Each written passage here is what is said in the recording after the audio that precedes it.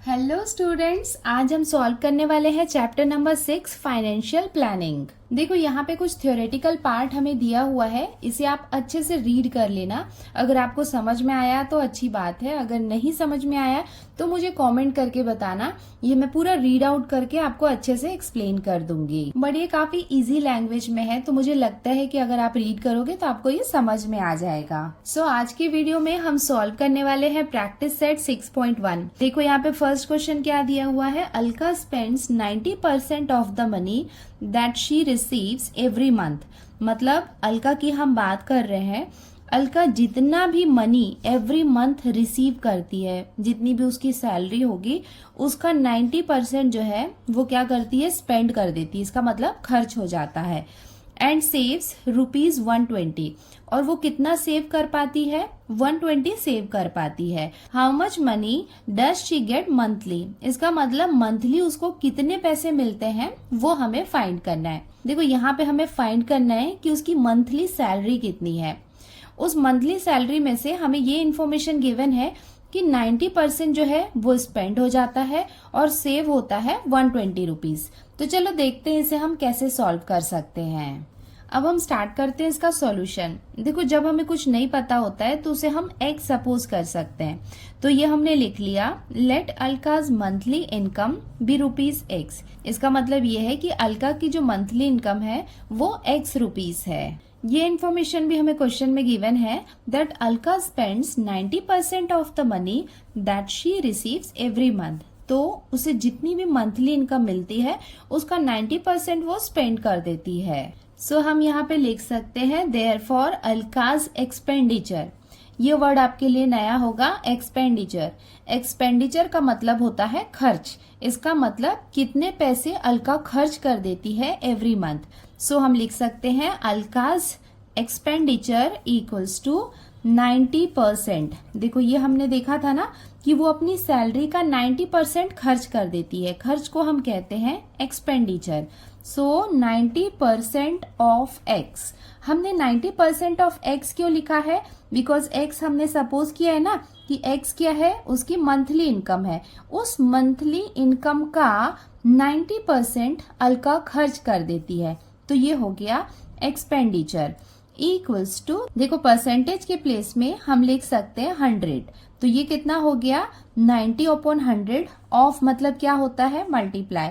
तो इसे हम लिख सकते हैं 90/100 एक्स।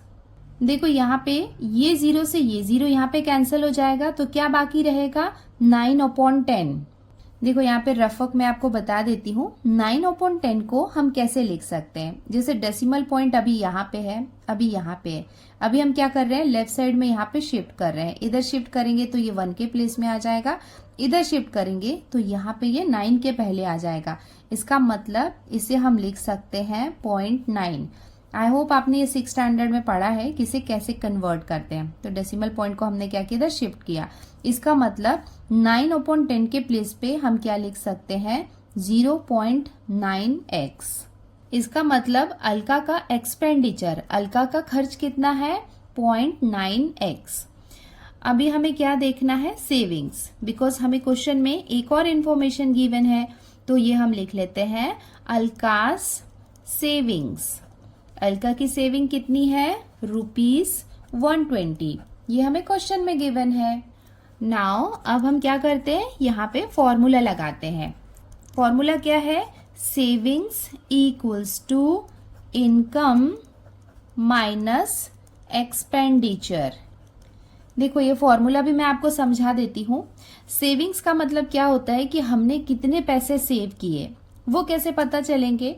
देखो जितनी भी इनकम होगी उस इनकम में से जो भी खर्चा हुआ है उसे हम माइनस करेंगे तो हमें क्या मिलेगा, सेविंग्स मिलेगा।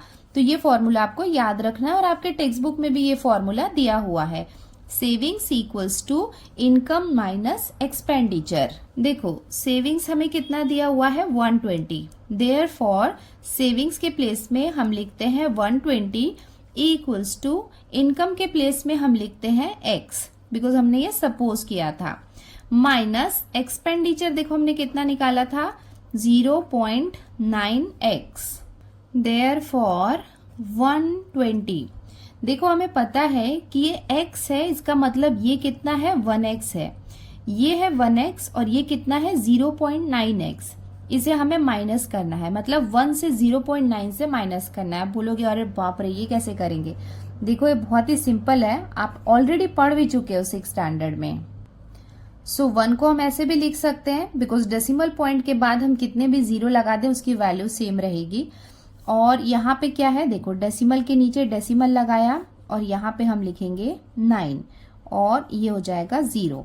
इसको माइनस करते हैं, यहाँ पे लास्ट में आप 0 लगाओ चाहे नहीं लगाओ, एक ही मतलब है उसका, ठीक है। ये 0 0 कैंसिल होंगे, उसको लिखने की जरूरत नहीं है। अभी देखो ये डेसिमल पॉइंट है तो यहाँ से हमने 1 लिया तो ये कितना बन गया 10। 10 में से 9 माइनस करेंगे तो हमें कितना मिलेगा 1। डेसिमल पॉइंट, ये 1 ने अपना इधर दे दिया था 1, कुछ नहीं बाकी, इसका मतलब क्या है 0 है। इसका मतलब जब हमने इसे माइनस किया तो हमें कितना मिला 0.1x। देयरफॉर 120 अपॉन, देखो यहाँ पे मल्टीप्लीकेशन में हमें x की वैल्यू निकाली है ना, x क्या है इनकम है, तो 0.1। सो 0.1 को इधर हम लेफ्ट साइड में भेज देंगे तो ये कितना हो जाएगा 0.1 इक्वल्स टू x। अब इसको हम कैसे सॉल्व करेंगे, यहाँ पे मैं आपको रफ वर्क में भी करके बता देती हूँ या यहाँ पे भी सेम हम स्टेप में कर सकते हैं। देखो ये डेसिमल पॉइंट है, ये पॉइंट को हमें इधर शिफ्ट करना है तो हम क्या कर सकते हैं 10 मल्टीप्लाई कर सकते हैं। 10 अगर यहाँ पे मल्टीप्लाई करेंगे तो 10 यहाँ पे भी मल्टीप्लाई करना होगा। तो यहाँ पे हम लिख लेते हैं 120 मल्टीप्लाई बाय 10 और इधर कितना है 0.1 मल्टीप्लाई बाय 10। आप चाहते तो यहाँ पे डायरेक्ट भी कर सकते हैं, बट समझाने के लिए मैं यहाँ पे एक स्टेप एक्स्ट्रा लिख रही हूँ, इक्वल्स टू x। देयरफॉर 120 में 10 मल्टीप्लाई करेंगे तो ये सिंपली 120 और इसका एक 0 यहाँ पे हम ऐड कर देंगे। और यहाँ पे क्या होगा, ये डेसिमल पॉइंट ये 10 के साथ मल्टीप्लाई होगा तो 1 टाइम शिफ्ट हो जाएगा, तो यहाँ कितना हो जाएगा 1 equals to x।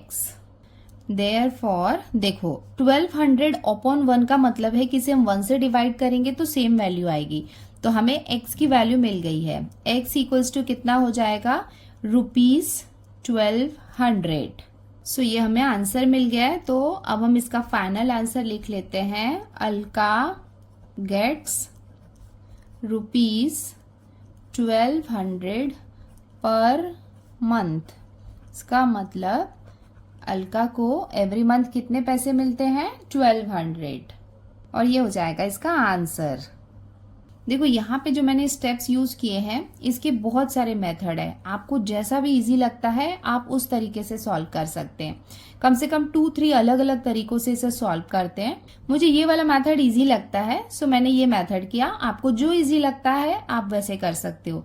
Decimal point को देख के आपको घबराना नहीं है, सिंपल सी बात है कि जब मल्टीप्लाई होता है तो उसे राइट साइड में शिफ्ट करना होता है, और यहाँ पे 1 से आपको कैसे माइनस करना है वो आना चाहिए। बिकॉज ये अगर आपको माइनस करना नहीं आया डेसिमल पॉइंट को तो आपको 10th स्टैंडर्ड में बहुत प्रॉब्लम आएगी। तो जो चीज आपको नहीं आती है उससे भागो मत, उसको सीखो, बहुत ही सिंपल है। 6th स्टैंडर्ड में हमने ये सीखा है तो इससे डरने की जरूरत नहीं है। अब हम आते हैं इसके क्वेश्चन नंबर 2 में। यहाँ पे हमें क्या दिया हुआ है, Sumit borrowed a capital of ₹50,000 to start his food products business. देखो सुमित ने बोरो किया, मतलब किसी से लिया, उधार लिया या लोन लिया। कैपिटल का मतलब होता है मनी। कितना मनी उधार लिया उसने, ₹50,000। उसे क्या करना था, एक बिजनेस स्टार्ट करना था, फूड प्रोडक्ट्स का एक बिजनेस उसे स्टार्ट करना था। In his first year, he suffered a loss of 20%। तो देखो जब उसने फूड प्रोडक्ट का बिजनेस स्टार्ट किया तो उसको लॉस हुआ, कितना लॉस हुआ 20% का लॉस हुआ। He invested the remaining capital in a new sweets business and made a profit of 5%। देखो फर्स्ट कंडीशन में क्या हो रहा है कि फर्स्ट उसने कौन सा बिजनेस स्टार्ट किया था, फूड प्रोडक्ट का बिजनेस स्टार्ट किया था, तो उसमें उसे लॉस हुआ था 20% का। मतलब लॉस को हम कैसे फाइंड करेंगे, 20% ऑफ 50,000, मतलब 50,000 में से 20% जो है, हमें परसेंटेज निकालना तो आता है, नहीं आता है तो अभी हम देखते हैं कि कैसे करते हैं। तो सबसे पहला स्टेप में हम क्या करेंगे, 50,000 का 20% निकालेंगे। तो वो क्या होगा, इसका लॉस हो जाएगा। बिकॉज देखो वो क्या कर रहा है, वो जो रिमेनिंग कैपिटल है, रिमेनिंग कैपिटल का मतलब है जो बचा हुआ पैसा, बचा हुआ पैसा कौन सा होगा, 20% ऑफ 50,000 ये हम निकाल लेंगे, उसे हम माइनस करेंगे तो 50,000 में जो बचा हुआ पैसा है वो है उसका रिमेनिंग कैपिटल। उसको उसने फिर से एक नए बिजनेस में स्टार्ट किया, तो ये हो गया उसका सेकेंड कंडीशन, सेकेंड बिजनेस। और इस सेकेंड वाले बिजनेस में उसे प्रॉफिट हुआ, कितना प्रॉफिट हुआ, 5% का प्रॉफिट हुआ।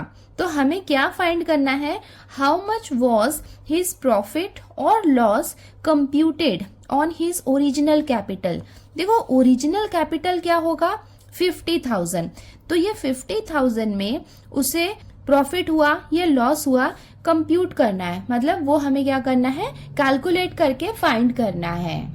तो देखो ये आपको काफी बड़ा सा लग रहा है, बट आप इसको एक स्टोरी की तरह समझ के स्टेप बाय स्टेप सॉल्व करोगे ना तो आपको इजी लगेगा। तो सबसे पहले हम क्या करेंगे, पहले स्टेप में इसका फर्स्ट बिजनेस से हम स्टार्ट करेंगे, फूड प्रोडक्ट के बिजनेस से स्टार्ट करेंगे, जिसमें हम 50,000 का 20% निकालेंगे। सो जो 20% निकलेगा वो क्या होगा, लॉस होगा। तो उस लॉस को हम माइनस करेंगे 50,000 से। तो जो माइनस करने के बाद जो रिमेनिंग कैपिटल होगा, जो बचा हुआ पैसा होगा, उसे हम लगाएंगे इसके सेकेंड बिजनेस में। और सेकेंड बिजनेस में लगाने के बाद हम क्या करेंगे, वो जो रिमेनिंग कैपिटल है ना उसका हम क्या करेंगे, 5% फाइंड करेंगे। तो 5% जो रहेगा वो क्या होगा, उसका प्रॉफिट होगा। तो उसका जो न्यू कैपिटल बनेगा वो क्या होगा, जो उसका बचा हुआ पैसा था और उसमें उसे कितना प्रॉफिट हुआ, ये दोनों को हम ऐड करेंगे तो वो क्या होगा, उसका न्यू कैपिटल होगा। बिकॉज ओरिजिनल कैपिटल कितना है, 50,000, 50,000 का उसने कहीं से बोरो किया था, और ये होगा उसका एक्चुअल न्यू अमाउंट। मतलब लॉस और प्रॉफिट होने के बाद जो उसका बचा हुआ अमाउंट होगा ना वो क्या होगा, उसका न्यू कैपिटल। देन हम क्या करेंगे, उसका हम टोटल लॉस फाइंड करेंगे, मतलब जो ओरिजिनल कैपिटल आया है उससे हम न्यू कैपिटल को माइनस करेंगे। एंड हम यहाँ पे डिसाइड करेंगे कि लॉस हुआ है या प्रॉफिट हुआ है और उसका परसेंटेज निकाल लेंगे। अब हम स्टार्ट करते हैं इसका सॉल्यूशन। तो सबसे पहले हमने ये लिख लिया, original capital borrowed by Sumit equals to ₹50,000। मतलब ओरिजिनल कैपिटल कितना है जो बोरो किया है सुमित ने, 50,000। देन उसके बाद क्या हुआ, Sumit suffered a loss of 20% in his food products business. इसका जो फर्स्ट बिजनेस था वो था फूड प्रोडक्ट्स का बिजनेस, जिसमें उसे 20% का लॉस हुआ। Therefore loss suffered in first year, first year में उसे कितना लॉस हुआ, 20% ऑफ 50,000 इक्वल्स टू 20%। का मतलब कितना होता है, 100।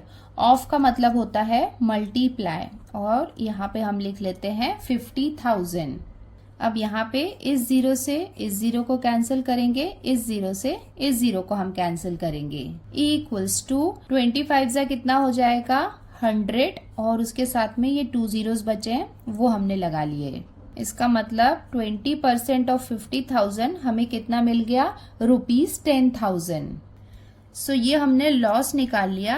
अब हम देखते हैं कि रिमेनिंग कैपिटल क्या है। मतलब ये लॉस है, मतलब ये जो 10,000 ये लॉस है, इसका मतलब ये 10,000 रुपीज तो चले गए ना उसके पास से, बिकॉज उसको लॉस हो गया है। तो अब हम देखते हैं कि रिमेनिंग कैपिटल क्या है। रिमेनिंग का मतलब अब उसके पास कितने पैसे बचे हैं वो हम देख लेते हैं। रिमेनिंग कैपिटल कितना हो जाएगा, देखो पहले उसके पास कितने पैसे थे, 50,000 थे, जिसमें से माइनस करते हैं हम ₹10,000, बिकॉज 10,000 का उसे लॉस हो गया। 50,000 में से 10,000 हम माइनस करेंगे तो हमें कितना मिलेगा, 40,000। इसका मतलब जो रिमेनिंग कैपिटल, अब उसके पास कितने पैसे बचे हुए हैं, 40,000। नाउ सेकेंड कंडीशन क्या थी कि Sumit invested the remaining capital in a new sweet business. अब उसके पास कितने पैसे बचे हुए थे, 40,000। 40,000 को उसने किस में इन्वेस्ट कर दिया, स्वीट बिजनेस में। और जब उसने स्वीट बिजनेस स्टार्ट किया तो उसको कितना प्रॉफिट हुआ, 5%। तो वो हमने लिख लिया, he made a profit of 5%। Therefore profit in sweet business, कितना प्रॉफिट हुआ है, 5% ऑफ 40,000। यहाँ पे 50,000 मत लिख लेना, क्योंकि उसका जो रिमेनिंग कैपिटल है, उसके पास जितने पैसे बचे होंगे वही तो लगा सकता है ना वो सेकेंड बिजनेस में।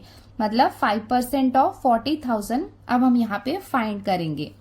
इक्वल्स टू 5% का मतलब इसे हम लिख सकते हैं 5/100 मल्टीप्लाई बाय 40,000। अब इसको हम सॉल्व कर लेते हैं। ये जीरो से ये जीरो कैंसिल होगा, ये जीरो से ये जीरो कैंसिल होगा। इक्वल्स टू मल्टीप्लीकेशन कर लेते हैं। 5 4 जार कितना हो जाएगा 21 2 जीरोज यहाँ पे बचे हुए हैं वो हमने लिख लिया। ₹2000। इसका मतलब स्वीट बिजनेस से उसे कितना प्रॉफिट हुआ 2000 का प्रॉफिट हुआ। अब हम देखते हैं कि न्यू कैपिटल क्या है। न्यू कैपिटल का मतलब है कि अब उसके पास कितने पैसे हैं। न्यू कैपिटल क्या होगा, देखो उसके पास अभी कितने पैसे बचे हुए थे 40,000 रुपीज बचे हुए थे, प्लस हमने ये देखा कि 2,000 रुपीज का उसे प्रॉफिट हुआ। मतलब ये 40,000 का 5% कितना हुआ 2,000, तो ये उसे प्रॉफिट हुआ था। तो न्यू कैपिटल मतलब अब उसके पास कितने पैसे हैं 42,000। ये दोनों को हमने ऐड कर लिया। तो यहाँ पे हम देख सकते हैं कि न्यू कैपिटल मतलब अब उसके पास कितने पैसे हैं 42,000, और उसका जो ओरिजिनल कैपिटल था जो उसने बोरो किया था वो कितना था 50,000। तो हम देख सकते हैं कि जो न्यू कैपिटल है वो कम है ओरिजिनल कैपिटल से। इसका मतलब इसे बिजनेस में लॉस हुआ है। सो ये स्टेटमेंट भी हमने यहाँ पे लिख लिया। Since the new capital is less than the original capital and Sumit suffered a loss. तो अब हम देखते हैं कि उसे एक्चुअली में लॉस कितना हुआ है। टोटल लॉस कितना हुआ, ओरिजिनल कैपिटल कितना था 50,000, जिसमें से हम माइनस करते हैं 42,000 को। अब इसे हम माइनस करेंगे तो हमारे पास कितना बाकी रहेगा यहाँ पे 8,000। इसका मतलब 8,000 का उसे लॉस हुआ है। तो टोटल लॉस कितना हो गया 8,000, बिकॉज 50,000 उसका ओरिजिनल कैपिटल था। अब उसके पास जो नया अमाउंट है वो कितना है 42,000 का। इसका मतलब 8,000 का उसे लॉस हुआ है। सो यहाँ हमें टोटल लॉस मिल गया है, बट हमें परसेंटेज लॉस निकालना है। यहाँ पे आके आपको स्टॉप नहीं करना है कि आपको लॉस मिल गया है, आपको परसेंटेज लॉस निकालना है। परसेंटेज लॉस का फॉर्मूला आपको याद होना चाहिए। ये क्या होता है, total loss upon original capital multiply by 100। Total loss ये हमने अभी फाइंड किया था। टोटल लॉस कितना था 8,000 अपॉन ओरिजिनल कैपिटल ये कितना है 50,000 मल्टीप्लाई बाय 100। इसे हम कैसे सॉल्व कर सकते हैं, देखो ये जीरो से ये जीरो कैंसिल होगा, ये जीरो से ये जीरो, ये जीरो से ये जीरो, ये जीरो से ये जीरो। अब यहाँ पे क्या बाकी है 80 और 5। इसे हम करते हैं 5 के टेबल से डिवाइड। 5 1 जार ये हो जाएगा 5 1 जार 5। 3 यहाँ पे बाकी है तो ये कितना बन जाएगा 30। तो ये कितना हो जाएगा 5 6 जार 30 इक्वल्स टू हमें कितना मिल जाएगा 16%। बिकॉज हम क्या निकाल रहे हैं परसेंटेज लॉस, तो उसका परसेंटेज लॉस कितना है 16%। टोटल लॉस है 8,000 और उसे हमने परसेंटेज में निकाला तो वो कितना है 16%। और ये हो जाएगा इसका final answer. Therefore Sumit suffered a loss of 16% on his original capital. और ये हो जाएगा इसका आंसर। अब हम आते हैं इसके क्वेश्चन नंबर 3 में। यहाँ पे हमें क्या दिया हुआ है, Nikhil spend 5% of his monthly income on his children's education. देखो यहाँ पे हम निखिल की बात कर रहे हैं और उसकी एक मंथली इनकम है, मतलब मंथली कोई सैलरी है जिसमें 5% वो किस में दे रहा है, अपने चिल्ड्रंस के एजुकेशन में, मतलब बच्चों की पढ़ाई में स्कूल की फीस होगी उसमें वो स्पेंड करता है। ये हो गया उसका फर्स्ट। सेकेंड क्या है, इन्वेस्ट 14% इन शेयर्स, शेयर मार्केट में 14% वो स्पेंड कर रहा है। डिपॉजिटेड 3% इन बैंक, और जो 3% पैसे हैं वो बैंक में डिपॉजिट करता है, फ्यूचर के लिए हो सकता है, इन्वेस्टमेंट हो सकता है, उसमें वो 3% लगा रहा है। ये हो गया उसका थर्ड इन्वेस्टमेंट। उसके बाद and use 40% for his daily expenses. Daily expenses मतलब घर की सब्जियां हैं, जो डेली एक्सपेंसेस के जो सामान होते हैं वो सब लाने में 40% उसका खर्च हो जाता है। तो ये हो गया उसका फोर्थ वाला खर्चा। He was left with a balance of 19,000। इसका मतलब ये 4 तरीके के उसके खर्चे यहाँ पे दिए हुए हैं। देखो इसमें क्या डिफरेंस है कि जो फर्स्ट वाला क्वेश्चन था उसमें अलका का जो एक्सपेंडिचर था वो डायरेक्ट दिया था 90%। यहाँ पे क्या है, अलग अलग खर्चे दिए हुए हैं। मतलब ये सब क्या है जो परसेंटेज में दिए हैं, ये सारे एक्सपेंडिचर हैं, उसके खर्चे हैं, बट अलग अलग बताया है कि इसमें खर्च कर रहा है, इसमें कर रहा है, इसमें कर रहा है, ऐसे अलग अलग बताया है। और उसके बाद उसके पास कितना बैलेंस बाकी है, कितने पैसे बाकी हैं, 19,000। तो 19,000 क्या हो जाएगा उसका सेविंग्स, और एक्सपेंडिचर क्या हो जाएगा, ये जो जितने भी खर्चे हमें दिख रहे हैं ये सब एक्सपेंडिचर है जिसे हम ऐड करेंगे। What was his income that month? तो कितनी उसकी इनकम है ये हमें बताना है। जैसे हमने क्वेश्चन नंबर 1 में सॉल्व किया है बिल्कुल वैसे ही करना है, सेम फॉर्मूला लगेगा। सेविंग्स हमें दिया हुआ है 19,000, एक्सपेंडिचर हमें यहाँ पे अलग अलग तरीके से परसेंटेज में दिया है, ये चारों को हम ऐड करेंगे तो हमें एक्सपेंडिचर मिल जाएगा। और फॉर्मूला जैसे हमने यूज किया था savings equals to income minus expenditure, वही सेम फॉर्मूला लगा के हम इसे सॉल्व करेंगे। अगर आप चाहें तो वीडियो को पॉज करके इस क्वेश्चन को खुद से भी सॉल्व कर सकते हैं और बाद में मेरे सॉल्यूशन से आप उसको मैच कर सकते हो। अब हम स्टार्ट करते हैं इसका सॉल्यूशन। तो ये हमने लिख लिया, let the monthly income of Nikhil be ₹X। इसका मतलब निखिल का जो मंथली इनकम है वो कितना है, X रुपीज है, ये हमने सपोज किया। और ये निखिल के जितने भी एक्सपेंसेस थे वो हमने यहाँ पे लिख लिया है कि 5% जो है वो चिल्ड्रंस एजुकेशन का है, 14% शेयर्स का है, और 3% वो बैंक में डिपॉजिट करता है, और 40% जो है वो उसके डेली एक्सपेंसेस है। सो ये हो गया निखिल का टोटल एक्सपेंडिचर। तो हम यहाँ पे इसे साथ में लिख लेते हैं, therefore total expenditure equals to, ये कितना हो जाएगा 5% ये वाला, प्लस उसके बाद कितना है 14% है, प्लस उसके बाद ये कितना है 3%, प्लस उसके बाद कितना दिया हुआ है 40%। तो ये जितने भी थे क्या है, ये सारे एक्सपेंडिचर है ऑफ एक्स। ऑफ एक्स क्यों लिख रहे हैं, बिकॉज एक्स क्या है उसकी इनकम है, तो उसके इनकम का ये टोटल एक्सपेंडिचर है। तो 5 + 14 + 3 + 40, इसको आप ऐड करोगे तो आपको कितना मिलेगा, 62% ऑफ एक्स। उसकी सैलरी का 62% जो है वो क्या है, उसका एक्सपेंडिचर है। देयरफॉर अब यहाँ पे इसे हम निकाल लेते हैं, टोटल एक्सपेंडिचर कितना हो जाएगा 62% का मतलब है इसे हम लिख सकते हैं 62/100, ऑफ का मतलब है मल्टीप्लाई, और ये हो जाएगा x। इसका मतलब ये कितना है 62/100x इक्वल्स टू, देखो अपॉन 100 है मतलब यहाँ पे 120 है, इसका मतलब यहाँ पे जो डेसिमल पॉइंट है इसे हम 2 टाइम्स यहाँ पे शिफ्ट कर सकते हैं। तो ये कितना हो जाएगा 0.62x। हमेशा याद रखना कि जब हम डिवाइड करते हैं, यहाँ पे 100 को डिवाइड ही कर रहे हैं ना, तो हम लेफ्ट साइड में डेसिमल पॉइंट को शिफ्ट करते हैं, और अगर यहाँ पे मल्टीप्लाई होता तो राइट साइड में शिफ्ट करते। तो ये हो गया टोटल एक्सपेंडिचर 0.62x। तो ये तो हो गया उसका एक्सपेंडिचर, और हमें क्वेश्चन में गिवन है उसका सेविंग्स, तो वो भी हम लिख लेते हैं, Nikhil's savings equals to, savings कितना हो जाएगा ₹19,000। तो हमें एक्सपेंडिचर मिल गया और उसका सेविंग्स मिल गया है। तो अब हम इसका इनकम निकाल सकते हैं। सो ये हमने लिख लिया, now savings equals to income minus expenditure. हमने अपना फॉर्मूला लिख लिया। सेविंग्स देखो, सेविंग कितनी है निखिल की 19,000, तो सेविंग के प्लेस में हम लिखेंगे 19,000 इक्वल्स टू इनकम हमने सपोज किया है x माइनस एक्सपेंडिचर। एक्सपेंडिचर हमने कितना फाइंड किया था 0.62x। देखो जैसे हमने क्वेश्चन नंबर 1 में किया था ना वैसे ही करना है। ये कितना है यहाँ पे 1x है। देखो 1 को हम ऐसे भी लिख सकते हैं 0.00 लगा के, ये यहाँ पे कितना है 0.62, इसको हम माइनस कर लेते हैं। तो ये कितना हो जाएगा 10 में से 2 माइनस किया तो हमें कितना मिलेगा यहाँ पे 8।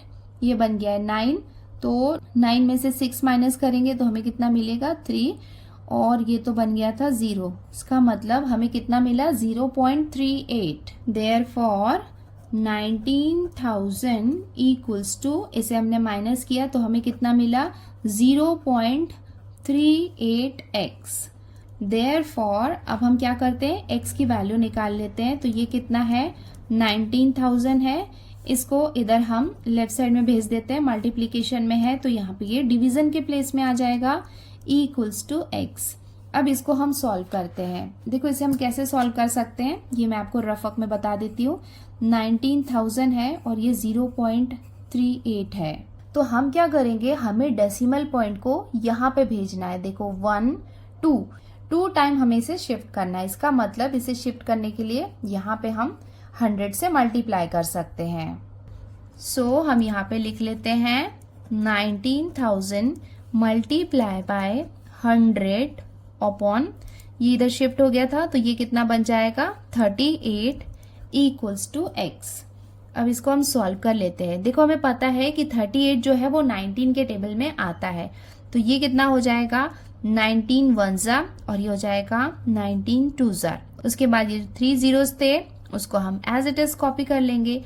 ये कितना हो जाएगा 2 1 जा, ये हो जाएगा 2 5 जा 10 और 2 zeros एज इट इज रहेंगे। देयरफॉर x की वैल्यू हमें कितने मिल जाएगी, ये कितना है 500 और यहाँ पे कितना है 100, तो 5 1 जा कितना हो जाएगा 5 और उसके साथ 1 2 3 4 1 2 3 4, तो हमें x की वैल्यू कितनी मिल गई 50,000। इसका मतलब निखिल की जो सैलरी है या इनकम जिसे हम कह सकते हैं वो कितनी है 50,000। सो अब हम इसका फाइनल आंसर लिख लेते हैं। निखिल्स मंथली इनकम इज ₹50,000 और ये हो जाएगा इसका आंसर। अब हम आते हैं क्वेश्चन नंबर 4 में। यहाँ पे हमें क्या दिया हुआ है, mister Syed kept ₹40,000 in a bank at 8% compound interest for 2 years। देखो यहाँ पे हम किसकी बात कर रहे हैं, मिस्टर सैयद की, जिन्होंने 40,000 रुपीज केप्ट, मतलब बैंक में 40,000 रुपीज उन्होंने रखा है, जिसके लिए उन्हें 8% का कंपाउंड इंटरेस्ट मिल रहा है। तो वो उन्होंने कितने साल के लिए, 2 साल के लिए रखा है। सेकेंड कंडीशन क्या दी हुई है, mister Fernandes invested ₹1,20,000 in a mutual fund for 2 years। देखो यहाँ पे सेकेंड पर्सन कौन है, मिस्टर फर्नांडिस, और मिस्टर फर्नांडिस ने कितना इन्वेस्ट किया है, इन्वेस्ट किया है मतलब कहीं पे जमा किया है, डिपॉजिट किया है, तो वो उन्होंने इन्वेस्ट किया है। इन्वेस्ट का मतलब है कि उसमें उन्हें कुछ इंटरेस्ट मिलेगा और फिर प्रॉफिट मिलेगा।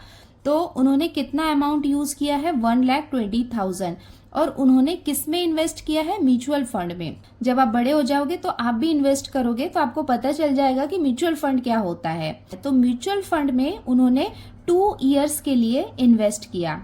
आफ्टर 2 years, देखो 2 साल के बाद क्या हुआ, मिस्टर फर्नांडिस गॉट ₹1,92,000। देखो उन्होंने 1,20,000 इन्वेस्ट किया था म्यूचुअल फंड में, जिन्हें 2 years के बाद कितना अमाउंट मिला 1,92,000। इसका मतलब हम देख सकते हैं कि उन्हें अच्छा खासा प्रॉफिट मिला है।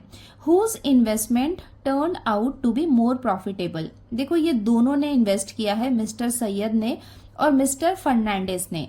तो यहाँ पे हमें एक का अमाउंट तो दिया हुआ है, मिस्टर फर्नांडिस का अमाउंट तो दिया हुआ है कि उन्होंने 1,20,000 इन्वेस्ट किया और उन्हें कितना मिला 2 साल के बाद 1,92,000। बट मिस्टर सैयद के केस में 2 years के बाद उन्हें कितना अमाउंट मिला है वो हमें यहाँ पे नहीं दिया हुआ है। वो हम क्या करेंगे, अभी फाइंड करेंगे कंपाउंड इंटरेस्ट का फॉर्मूला अप्लाई करके। देन हम प्रॉफिट परसेंट निकालेंगे। मिस्टर सैयद का प्रॉफिट परसेंटेज कितना है और मिस्टर फर्नांडिस का प्रॉफिट परसेंटेज कितना है, दोनों में कंपेयर करेंगे। उसके बाद हम बताएंगे कि किसका इन्वेस्टमेंट ज्यादा प्रॉफिटेबल था। अब हम स्टार्ट करते हैं इसका सॉल्यूशन। तो सबसे पहले हम स्टार्ट करते हैं मिस्टर सैयद के इन्वेस्टमेंट के बारे में। देखो mister Syed kept ₹40,000 in a bank at 8% compound interest for 2 years। तो ये है इसकी फर्स्ट कंडीशन कि मिस्टर सैयद ने 40,000 रुपीज बैंक में इन्वेस्ट किए, 8% का उन्हें इंटरेस्ट मिल रहा है और उसमें क्या है, कंपाउंड इंटरेस्ट है फॉर 2 years। तो सबसे पहले हम यहाँ पे क्या करेंगे, कंपाउंड इंटरेस्ट फाइंड करेंगे। देखो कंपाउंड इंटरेस्ट हम कैसे फाइंड करते हैं, ये आपने 8th स्टैंडर्ड में चैप्टर नंबर 14 में पढ़ा है। देखो कंपाउंड इंटरेस्ट के लिए हम कौन सा फॉर्मूला लगाते हैं, अमाउंट माइनस प्रिंसिपल। और अमाउंट का फॉर्मूला कौन सा है, ये वाला जो फॉर्मूला है ये है अमाउंट का formula, A equals to P in bracket 1 plus R upon 100 and whole power हो जाएगी N। N यहाँ पे क्या है, टाइम है। जैसे इस वाले कंडीशन में कितना है, 2 इयर्स है, तो N के प्लेस में हम पुट करेंगे 2। सो सबसे पहले हम फाइंड करना स्टार्ट करते हैं। तो देखो यहाँ पे प्रिंसिपल अमाउंट हमें कितना दिया हुआ है वो हम लिख लेते हैं। प्रिंसिपल अमाउंट मतलब ये जो ओरिजिनल अमाउंट है ये कितना है, ₹40,000। देन उसके बाद हम देख सकते हैं कि रेट ऑफ इंटरेस्ट ये कितना दिया हुआ है। रेट ऑफ इंटरेस्ट को हम R से रिप्रेजेंट करते हैं, ये हमें गिवन है 8%। उसके बाद टाइम को हम रिप्रेजेंट करते हैं N से, ये हमें कितना गिवन है, 2 इयर्स। कंपाउंड इंटरेस्ट को हम I से रिप्रेजेंट कर रहे हैं, इसका फॉर्मूला क्या होता है, अमाउंट माइनस प्रिंसिपल। तो सबसे पहले हम अमाउंट फाइंड कर लेते हैं, उसके बाद हम प्रिंसिपल से इसे माइनस कर लेंगे, बिकॉज प्रिंसिपल तो हमें पता है। सबसे पहले हम अमाउंट फाइंड कर लेते हैं। सो ये हमने यहाँ पे अमाउंट का फॉर्मूला लिख लिया है। अब हम सारे वैल्यूज पुट कर देते हैं। P क्या है, प्रिंसिपल अमाउंट है, तो P के प्लेस में हम लिख लेते हैं 40,000। 1 प्लस R क्या है, रेट ऑफ इंटरेस्ट, ये हमें गिवन है 8 अपॉन 100, और यहाँ पे N कितना है, टाइम है, ये हमें गिवन है 2 इक्वल्स टू 40,000 को हम एज इट इज लिखेंगे। पहले ये ब्रैकेट को हम सॉल्व कर लेते हैं। 100 1 कितना हो जाएगा, 100 प्लस इसमें 8 हम ऐड करेंगे तो हमें कितना मिलेगा, 108 अपॉन 100, और इसकी पावर हो जाएगी 2। अब इसे हम 2 के टेबल से डिवाइड कर लेते हैं। 2 5 ज़ा 10, 2 0 ज़ा 0, 2 5 ज़ा 10, और ये हो जाएगा 2 4 ज़ा 8। दोनों यहाँ पे इवन नंबर है, तो अगेन इसको हम 2 के टेबल से डिवाइड कर सकते हैं। 2 2 ज़ा 4, और ये हो जाएगा 2 5 ज़ा 10, ये हो जाएगा 2 2 ज़ा 4 एंड 2 7 ज़ा 14 इक्वल्स टू 40,000 को हम एज इट इज कॉपी करेंगे, और यहाँ पे ब्रैकेट के अंदर हमारे पास क्या है, 27 अपॉन 25, और इसकी पावर 2 इक्वल्स टू 40,000। देखो ये क्या है, स्क्वायर है, इसका मतलब 27 इंटू 27, इसको हम 2 टाइम्स लिख सकते हैं, अपॉन 25 यहाँ पे क्या है, डिनोमिनेटर का पार्ट है, इसकी पावर है 2, सो 25 को भी हम 2 टाइम्स लिख लेते हैं। अब इसे हम फर्दर डिवाइड कर लेते हैं 25 के टेबल से। 25 1 ज़ा, ये कितना हो जाएगा, 25 1 ज़ा 25, यहाँ पे 15 बाकी है, 15 में एक 0 ऐड किया तो वो कितना हो जाएगा, 150। सो 25 6 ज़ा कितना हो जाएगा, 150। उसके बाद ये 2 zeros बाकी है, उसको हम एज इट इज लिख लेते हैं। नाउ अगेन ये 25 के टेबल से डिवाइड हो जाएगा। 25 1 ज़ा, ये हो जाएगा 25 6 ज़ा 150। उसके बाद 10 बाकी था, उसमें हम 0 ऐड करेंगे तो कितना हो जाएगा, 100। तो इसे हम लिखेंगे 25 4 ज़ा 100। सो अब हमारे पास क्या क्या बाकी है, 64 इंटू 27 इंटू 27। आपको इसे रफ वर्क में यहाँ पे मल्टीप्लाई करना है, मैं नहीं कर रही हूँ वरना वीडियो बहुत लंबी हो जाएगी। इसे हम मल्टीप्लाई करेंगे तो हमें कितना मिलेगा, 46,656। तो ये क्या हो गया, अमाउंट हो गया। तो यहाँ पे अब इसे हम फॉर्मूला में पुट कर देते हैं, कंपाउंड इंटरेस्ट फाइंड कर लेते हैं। देयरफॉर कंपाउंड इंटरेस्ट का फॉर्मूला क्या है, अमाउंट माइनस प्रिंसिपल। तो अमाउंट हमें कितना मिला है, 46,656, जिसमें हम माइनस करेंगे प्रिंसिपल अमाउंट। प्रिंसिपल मतलब जो ओरिजिनल अमाउंट था वो कितना था, 40,000 इक्वल्स टू, इन्हें हम माइनस करेंगे तो हमें कितना मिलेगा, 6,656। तो ये हमें मिल गया कंपाउंड इंटरेस्ट। देखो कंपाउंड इंटरेस्ट का मतलब है इतना उसे इंटरेस्ट मिला है, तो ये क्या होगा, प्रॉफिट होगा। अब हम क्या करते हैं कि सैयद को कितना प्रॉफिट हुआ है वो हम फाइंड कर लेते हैं, परसेंटेज प्रॉफिट। एक्चुअली में इंटरेस्ट का मतलब उसका प्रॉफिट ही हुआ, बिकॉज यहाँ पे हम देख सकते हैं कि 40,000 उसने इन्वेस्ट किया और उसे कितना मिला, 46,656। इसका मतलब ये क्या है, उसका प्रॉफिट है। परसेंटेज प्रॉफिट हम कैसे निकाल सकते हैं? परसेंटेज प्रॉफिट का फॉर्मूला होता है profit upon original amount. Original amount कितना है? 40,000 और इसे हम मल्टीप्लाई करेंगे 100 से। इक्वल्स टू, देखो प्रॉफिट हमें कितना मिला है? 6,656। ओरिजिनल अमाउंट कितना है? 40,000 और इसे हम मल्टीप्लाई कर रहे हैं 100 से। इसको हम सॉल्व कर लेते हैं। ये जीरो से ये जीरो, ये जीरो से ये जीरो कैंसिल हो जाएगा। अब हमारे पास कितना बाकी है? इसे हम यहाँ पे रफ वर्क में सॉल्व कर लेते हैं। 6,656 है और डिनोमिनेटर में कितना है? 400 है। आप चाहे तो यहाँ पे डायरेक्ट 2 के टेबल से भी डिवाइड कर सकते हैं या फिर यहाँ पे से हम ऐसे डिवाइड भी करेंगे तो भी हमें आंसर मिल जाएगा। 400 मतलब इजी है, वो 4 का ही टेबल है। चलो देखते हैं। 400 वंजा कितना होगा? 400। इसको हम माइनस कर लेते हैं तो हमें कितना मिलेगा? 5, 6 और ये हो जाएगा 2। ना देखो यहाँ पे अब ये 6 को हम नीचे ले आते हैं तो ये कितना हो गया? 2656। देन 400 सिक्सा हम ले सकते हैं 2400। एक्चुअली 4 सिक्सा कितना होता है? 24, उसके हिसाब से हम ले रहे हैं। माइनस करते हैं तो हमें कितना मिलेगा? 6, 5 और ये हो जाएगा 2। नाउ कितना हो गया? 256। अब यहाँ पे हम एक डेसिमल पॉइंट लगा के 0 बढ़ा देते हैं। अगेन 400 सिक्सा हम लिख सकते हैं 2400। माइनस करेंगे तो हमें कितना मिल जाएगा? ये हो जाएगा 0, ये हो जाएगा 6 और ये हो जाएगा 1, मतलब 160। डेसिमल पॉइंट लगाया है तो एक 0 और बढ़ा सकते हैं। नाउ 400 4 कितना हो जाएगा? 1600। देखो कंप्लीटली यहाँ पे ये कट हो गया है। इसका मतलब हमें मिस्टर सैयद का परसेंटेज मिल गया है, कितना उसे प्रॉफिट परसेंट हुआ है। तो वो कितना है? 16.64%। मतलब इतना परसेंट प्रॉफिट हुआ है मिस्टर सैयद को। सो मिस्टर सैयद का प्रॉफिट परसेंटेज हमने निकाल लिया 16.64। अब सेम ऐसा ही मिस्टर फर्नांडिस के लिए भी हम निकाल लेते हैं। अब हम आते हैं मिस्टर फर्नांडिस के केस में, जिसमें उन्होंने अमाउंट कितना इन्वेस्ट किया है? ये है इसका ओरिजिनल अमाउंट। 1,20,000 उन्होंने इन्वेस्ट किए और उन्हें 2 इयर्स के बाद कितना अमाउंट रिसीव हुआ? 1,92,000।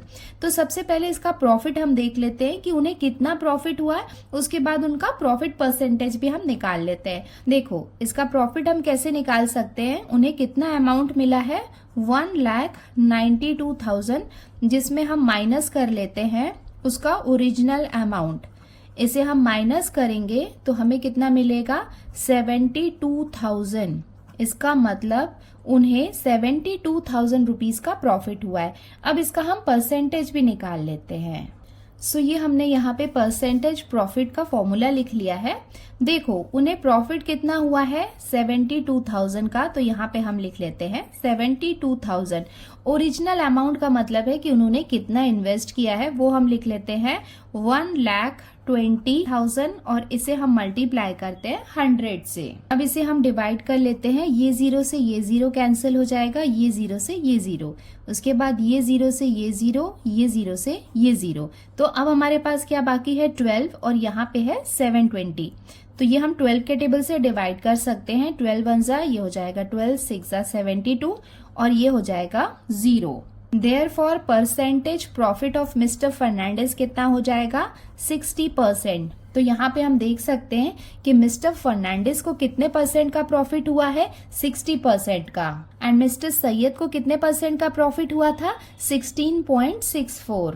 इसका मतलब मिस्टर फर्नांडिस का परसेंटेज ऑफ प्रॉफिट ज्यादा है। तो हम यहाँ पे आंसर लिख सकते हैं investment by mister Fernandes turn out to be more profitable. तो मिस्टर फर्नांडिस ने जो इन्वेस्टमेंट किया है वो ज्यादा प्रॉफिटेबल है और ये हो जाएगा इसका आंसर।